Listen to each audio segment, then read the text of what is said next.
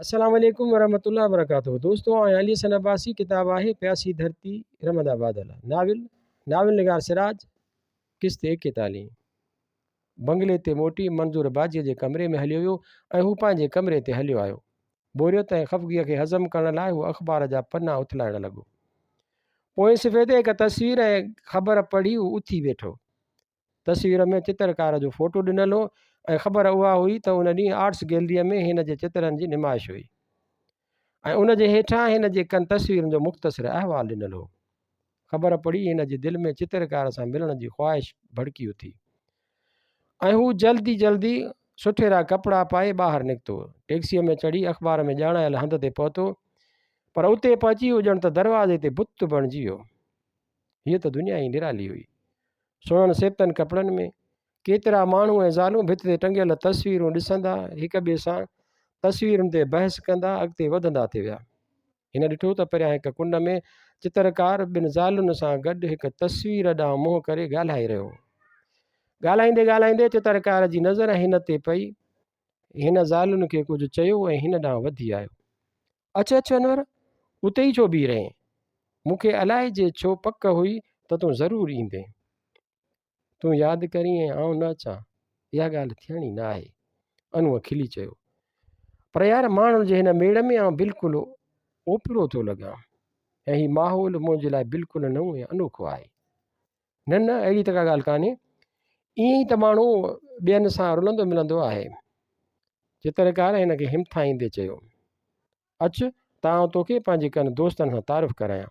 ऐं चित्रकार हिन खे गेले साॻी कुंड में वठी आयो। उते पहुची हिन चयो, मिसिस अनवर, हीअ आहे मुंहिंजो नओं दोस्त, नालो हिन जो बि इतफ़ाक़ सां अनवर आहे। ऐं अनवर, हीअ सोरठ आहे हिननि जी धीअ। अनूअ खे उहा ख़बर न पई त हुन तारीफ़ जो कहिड़ो जवाबु ॾिए। सो कुझु हब कंदे हिन हथ सां सलाम कयो। हिन जे सलाम करण जो ढंग अहिड़ो अॿोजो ऐं उतावलो हो जो सोरठ जे चपनि ते मुर्क अची वई। मिसिस अनवर जूं अखियूं हिन जे चहिरे ते खुपी वियूं, ॼण त हुन मुंहं में कंहिंखे तलाश करे रहियूं हुयूं। ऐं अनवर बि अचरज मां मिसिस अनवर ऐं संदसि धीअ खे ॾिसी रहियो हो। अहिड़ो हुस्न हिन कॾहिं बि न ॾिठो हो। हिन खे ईअं महसूसु थियो ॼण त हू ॿई इंसाननि बदिरां कंहिं अछे ॻाढ़ सुरे पथर मां ठहियल भुत हुयूं, जिन खे ख़ुदा वांदकाईअ में वेही जोड़ियो हो। ओचितो हिन खे ख़्यालु आयो त हिन मिसिस अनवर खे किथे ॾिठो आहे ऐं हिन खे यादि अची वियो, चित्रकार जे कमरे में रंगनि जे गुलदस्ते मां उभरंदड़ ख़ुदाई हुस्न वारी हीअ त हुई, पर न, हू त का ॿहिराड़ीअ जी औरत हुई ऐं हीअ बिल्कुलु शहरी। कारी अछे गुल सां साड़ी, ॿाहुनि में सनी सुहिणी वाच, कननि में हल्के नीरे रंग जा नंढड़ा एरिंग। ॻूठाणे माहौल जी का बि निशानी हिन में न हुई, त पोइ एतिरी मुशाबियत कीअं? ऐं सोरठ त हिन दुनिया जी मख़लूक ई कान थे भाई। मासूमियत ऐं बेपनाह हुस्न जो अजीब मिसाल। ऐं अनूअ ॾिठो त केतिरियूं ज़ालूं ऐं मर्द तस्वीरुनि खे ॾिसण जे बहाने मिसिस अनवर ऐं सोरठ खे ॾिसी रहिया हुआ। हिन मिसिस अनवर जूं निगाहूं पाण ते ॼमियल ॾिठियूं त हू शशदर थी वियो ऐं वाइड़नि वांगुरु हेठि मथे निहारण जी कोशिशि करणु लॻो। चित्रकार बि हैरान हो त मिसिस अनवर अनूअ खे एतिरी तवजो ऐं गौर सां छो ॾिसी रही हुई। हिन खे का ॻाल्हि सम्झ में न आई। अवां सां मिली ॾाढी ख़ुशी थी। हिते ई रहंदा आहियो या? मिसिस अनवर हिन सां मुखातिब थींदे चयो। जी हिते ई, हिन हब कंदे जवाबु ॾिनो। हिन खे पंहिंजे हवासनि ते कब्ज़ो टुटंदो महसूसु थियो ऐं हिन जे कननि जूं पापड़ियूं ॿुरण लॻियूं हुयूं, बिल्कुलु उन तरह जीअं विस्की पीअण वक़्तु थियो हो। छा कंदा आहियो? नौकिरी। हिन खे मंज़ूर जा लफ़्ज़ यादि आया त हू बॉस जा माण्हू हुआ। कंहिं सरकारी नौकिरीअ में आहियो?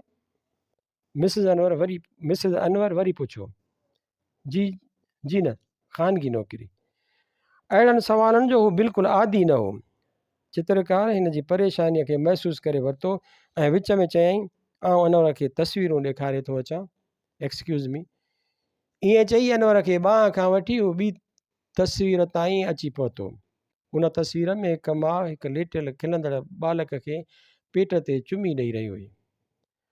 बाड़े जे अखियुनि जी चमक ॼण त तस्वीर खां ॿाहिरि निकिरण थिए लॻी ऐं अनूअ जे ज़हन में आर्ट गैलरीअ जे बदिरां पंहिंजो नंढपिणु अची वियो। जॾहिं हिन जी माउ हिन खे पेट ते चुमियूं ॾेई थधिड़ा कढी हिन खे खिलाईंदी हुई। सभु माइरूं शायदि पंहिंजे ॿारनि खे ईअं ई खिलाईंदियूं आहिनि। हिन सोचियो केॾो न दिलि लुभाईंदड़ मंज़रु आहे उहो, ऐं उनजी यादि केतिरी न तड़पाईंदड़। ॿियनि समूरनि तस्वीरुनि मां इन खे उहा तस्वीर वणी, जंहिंमें हिकु बालक ॿाहूं मथे खणी ॼण लहंदड़ सिज खे झलण जी कोशिशि करे रहियो हो। ॿार जे अखियुनि में हिकु अथाह उमंग हो, ऐं सिज जी शफ़क़ जी ॻाढ़ी रोशनी ॿार जे गलनि खे अहिड़ी सुर्खी बख़्शे छॾी हुई जा फ़क़ति कंहिं मासूम ख़ुशी ऐं मासूम तमन्ना जो हिसो आहे। हीअ तस्वीर सभिनी खां सुठी आहे, अनूअ चयो। मुंहिंजे दिलि वटां ॻाल्हि कई अथई। हीअ तस्वीर मूंखे पाण बि हिननि समूरनि खां वधीक थी वणे, ऐं सोरठ जी बि उहा ई राय आहे। पर पहिरियों नंबर हिन ॿीअ तस्वीर खे ॾिनो अथनि। हू वधी अची उन तस्वीर जे अॻियां बीठा। उन तस्वीर में हिकु औरत अधु खुलियल अखियुनि सां कंहिं अजीब मौज में, कंहिं अजीब उमंग में गुलाब जी हिकु पंखड़ी चपनि में झले हिकु अजीब मुर्क मुश्की रही हुई, ऐं अनूअ जे वात मां बे अख़्तियार निकिरी वियो, नाज़की इन लबों की क्या कहिए, एक पंखड़ी गुलाब की सी है। ऐं पोइ उहे लफ़्ज़ चई ॼण त ख़ुदि ई हको बको थी वियो।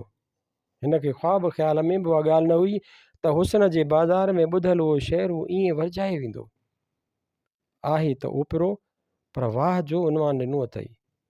हिकिड़ो मिंट बीह त।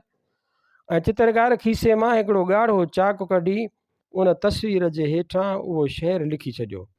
चित्रकार खे तस्वीर ते कुझु लिखंदो ॾिसी केतिरा माण्हू मिड़ी आया।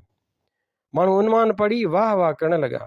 मिसिस अनवर बि उन उनवान जी ॾाढी तारीफ़ कई, पर चित्रकार चयो त इहो दादु त अनवर खे ॾियो। तस्वीर ॾिसी बेसाख्ता हिन इहो शहरु पढ़ियो ऐं मूं उहो उनवान क़ाइमु कयो। पंहिंजी तारीफ़ ॿुधी अनवर वरी बि परेशान थी वियो। ख़ासि करे ज़ालुनि जे अॻियां अलाए जे छो हिजाब खां हिन जा कन ई ॻाढ़ा थी विया, ऐं कननि जी उन अहसास हिन खे बार बार कननि खे हथु लाइण ते मजबूर थिए कयो। सुभाणे शाम सलीम जी असां वटि दावत आहे, जेकॾहिं अव्हीं अची सघो त असांखे ख़ुशी थींदी। मिसिस अनवर हिन खे मुखातिब थींदे चयो। ज़रूरु ज़रूरु, आउं अनवर खे पाण सां वठी ईंदुसि। चित्रकार हिन खे ॻाल्हाइण जो मौक़ो ई न ॾिनो। त पोइ असीं हलूं थियूं, मिसिस अनवर चयो।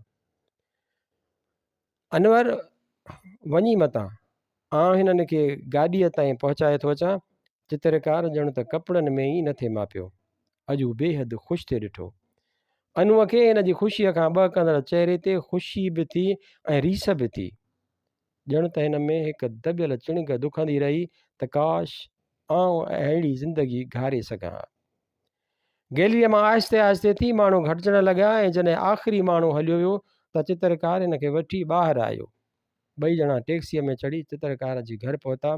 चित्रकार जे कमरे में पहुची हिन जी नज़र वरी बि उन रंगनि जी देवीअ ते पई, ऐं हिन जो अहसासु ॼण त यकीन में तब्दील थी वियो त उहा तस्वीर मिसिस अनवर जी आहे, या सोरठ जी, फ़क़ति पोशाक ॿाहिराड़ीअ जी हुई।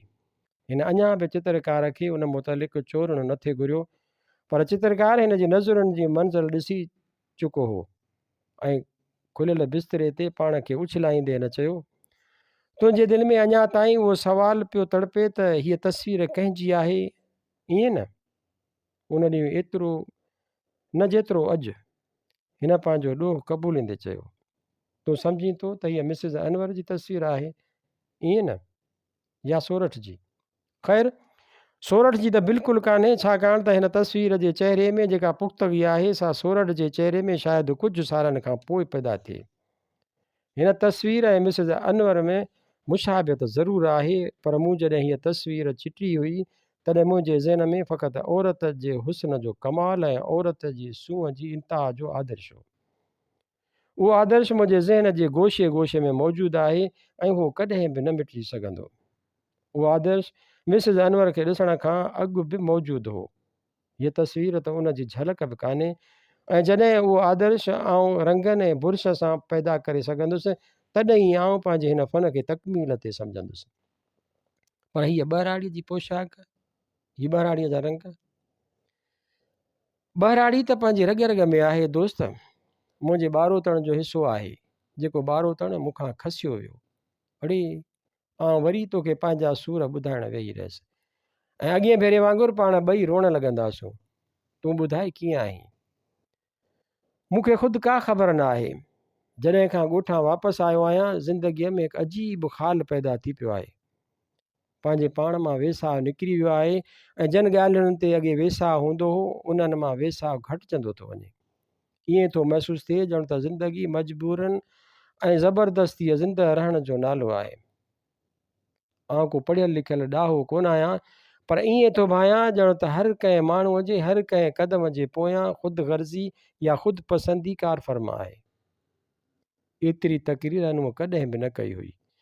चित्रकार सां हिन जी दिलि एतिरी त ॿझी वई हुई जो हिन बार बार उहो पियो सोचियो त पंहिंजी ज़िंदगीअ जी समूरी कहाणी खेसि ॿुधाए ऐं खांसि पुछे त संदसि ज़िंदगीअ जा मुख़्तलिफ़ मोड़ आम माण्हुनि जे ज़िंदगीअ खां मुख़्तलिफ़ ऐं मख़सूसु छो बणिजी विया। चित्रकार कुझु वक़्तु हिन ॾांहुं निहारींदो रहियो ऐं पोइ चयाईं, भाऊ, ज़िंदगी तमामु थोरनि माण्हुनि खे उहो सबक़ु सेखारींदी आहे ऐं से बि घणी अरसे खां पोइ।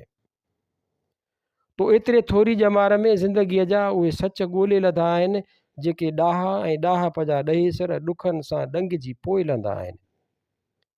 उहा त मूंखे ख़बर कान्हे, पर काल्ह ऐं अनु ओचितो रुकिजी वियो। शराब जी ॻाल्हि चित्रकार सां करणु घुरिजे या न, हू को फ़ैसिलो करे न सघियो। चओ माठि छो थी वई? काल्ह कुझु पीअण खां पोइ आउं उते वेठल माण्हुनि ते चिथरूं कंदो रहियुसि ऐं मूं उन वक़्तु सम्झो त ॼण त चिथर करण जो मूंखे हक़ु हो। हिकु माण्हूअ मूंखे घटि वधि ॻाल्हायो त आउं विढ़ण लाइ तयारु थी वियुसि ऐं हुन ग़रीब खे मूं 2-3 धक हणी कढिया। हिन खे मूं जेको ॾुखु पहुचायो सो महज़ ख़ुदि पसंदीअ जे करे। ईअं छो आहे सलीम? ईअं छो आहे? उहे लफ़्ज़ हिन ॼण पंहिंजे पाण खे ते चया। चित्रकार हिन जी उन रंग ते हैरान थी वियो। हीअ मासूम रूह जंहिंमें नेकी पंहिंजा ख़ैमा खोड़ियो वेठी आहे, ईअं न थिए जो ज़माने जूं हालतूं हिन खे नफ़रत करणु सेखारे छॾीनि ऐं हिन जो रूह नेकीअ बदिरां अवगण ऐं बदीअ जो दियत बणिजी वञे। बाबा सां हिन लाइ ज़रूरु मशवरो करणु घुरिजे। हिन कुझु सोचींदे चयो, अनवर, तूं मुंहिंजे बाबा सां न मिलियो आहीं, पर हीअं ज़रूरु अचु त साणसि मिलाए आहे। मूंखे पक आहे त तूं हुन सां मिली ॾाढो ख़ुशि थींदे। ऐं थोरी देरि खां पोइ हू चित्रकार खां मोकिलाए उथियो। अॼु अलाए जे छो वरी हिन बंगले ते वञणु न थिए घुरियो। रखी हिन खे चित्रकार जी उहा तस्वीर अखियुनि अॻियां फिरणु लॻी, जंहिंमें हिकु औरत पंहिंजे बालक खे थधिड़ा कढी खिलाइण जी कोशिशि करे रही हुई। केॾो न हुस्न हो उन जे अमल में ऐं केॾो न तड़पाईंदड़ अहसासु। उन अहसास खे हिन पंहिंजे ज़हन में महसूसु करण ते घुरियो ऐं उन कोशिशि में उहो शहर जे घिटियुनि में बेमक़सद घुमंदो रहियो। ऐं जॾहिं सिज मुस्तक़बिल में जाॻण लाइ माज़ीअ में लही पियो तॾहिं हिन पाण खे साॻे ॿार जे दरवाज़े ते ॾिठो। हिन जे दिलि जी रफ़्तार घड़ीअ लाइ तेज़ थी वई, पर पोइ ॼण हिन हिकु फ़ैसिलो करे वरितो ऐं हू ॿाहिरि में दाख़िल थियो। साम्हूं टेबल ते मुछनि वारो हमराह दरवाज़े खे पुठि ॾियो वेठो हो। हिन जे मथे ते हिकु पटी ॿधल हुई। हू सिधो उन टेबल ताईं पहुतो ऐं हिन मुछनि वारे जे कुल्हे ते हथु रखियो। मुछनि वारे जो हिन खे ॾिठो सो अहिड़ीअ तरह छिरिक भरे टप ॾेई उथियो जो ज़रे घटि टेबल ऊंधी थियण ते हुई। हू क़दम तक़रीबन बराबरि ते लॻा। या मुछनि वारो 2-3 आङुर हिन खां मथेरो हो। हू हिक ॿिए जे साम्हूं घड़ीअ लाइ ईअं बीह रहिया ॼण त हिक ॿिए जो कदु थे मापियाऊं। पोइ अनूअ पंहिंजो खुलियल हथ अॻिते वधायो ऐं चयाईं, भाऊ, काल्ह नशे में मूं जेकी कयो उन लाइ माफ़ी घुरण आयो आहियां। मुछनि वारे जो समूरो गुस्सो, समूरो क्रोध पाणी थी वियो। घड़ी खनि त अनूअ खे ॾिसंदो रहियो। अनूअ जी अखियुनि में एतिरी नरमी ऐं मासूमियत हुई जो हिन जी दिलि छुलकी पई ऐं हिकु हथ बदिरां हिन ॿई हथ वधाए अनूअ जे हथ खे झले खीकारींदे चयो, यार, मूं त के ॿिए ख़्याल पे पचाया, पर तुंहिंजो गुण ॾिसी मुंहिंजी कावड़ उॾामी वई। असां सां वेही पीउ। अनूअ जे दिलि खे अहिड़ो झोॿो आयो जो ज़रे घटि हिन जे अखियुनि में पाणी अचण ते हो, पर पाण ते कब्ज़ो रखंदे खिलंदे हिन चयो, भाऊ, आउं आहियां सेखड़ाट। काल्ह मूं पहिरियों भेरो पीतो हो। ईअं न थिए जो आउं अॼु बि आउट थी वञा। रखधणीअ ते पीअण में खणी तूं सेखड़ाट आहीं, पर झेड़े में त तूं गुरू लॻो पियो आहीं ऐं आउं अॻियूं दॻो अञा पियो पचायां। मुछनि वारे बि खिलंदे चयो ऐं पोइ हू हिननि सां पीअण वेही रहियो। मुछनि वारे जो नालो अबू पालारी हो। हू मज़ूरनि जो जमादार हो ऐं हिन वटि 50 माण्हू हुआ जिन खे हू ठीके ते कमुकारु वठी ॾींदो हो ऐं घणो करे जहाज़नि ते माल ढोइण जो कमु कंदा हुआ ऐं हिनखे जमादार जी हैसियत में कमु करणो न पवंदो हो। जेका रक़म मिलंदी हुयनि तंहिंखे सभु सलाह करे विराए खणंदा हुआ। हिनखे जहाज़ कंपनीअ वारा माण्हुनि जे हिसाब सां ठोंगी ॾींदा हुआ। रोज़ानो 10-15 रुपया कमाईंदो हो। 2-3 ॾींहं थिया त हिकु जहाज़ तां हिनखे 300 रुपया बोनस मिलियो। उहो वेठे यारनि ते खपायई। ऐं दीन दुनिया में अकेलो आहियां, न को ॿार न को बचो। सो जे ॾोकड़ थिए त मिड़ई चुकी पी धणीअ खे यादि कंदा आहियूं। हू केतिरो वक़्तु वेठा पीअंदा रहिया, ॻाल्हियूं कंदा रहिया। अनूअ खे हिन जी सोबत मां एतिरो लुत्फ़ु आयो जो हिन अॻु कॾहिं बि महसूसु न कयो हो। हिनखे ईअं महसूसु थियो ॼण त पालारी हिन जो को वेझो माइट हो। जॾहिं हू उथिया तॾहिं अनूअ बिल ॾियण जी कोशिशि कई, पर पालारीअ खणी बांह खां झलियुसि। ईअं कॾहिं न थींदो। असीं मज़ूर सही, पर तूं असांजो मिज़मान आहीं। असां मज़ूरनि जी दिलि हेॾी आहे, उनखे नंढो न कर। हिन पंहिंजे दिलि जी कुशादगीअ खे हथ जे इशारे सां सम्झाईंदे चयो ऐं अनूअ खे ईअं महसूसु थियो ॼण त हिन जी दिलि वाक़ई एतिरी वॾी हुई जंहिंमें समूरो जहान समाइजी वेंदो। हिकु मज़ूर जी दिलि।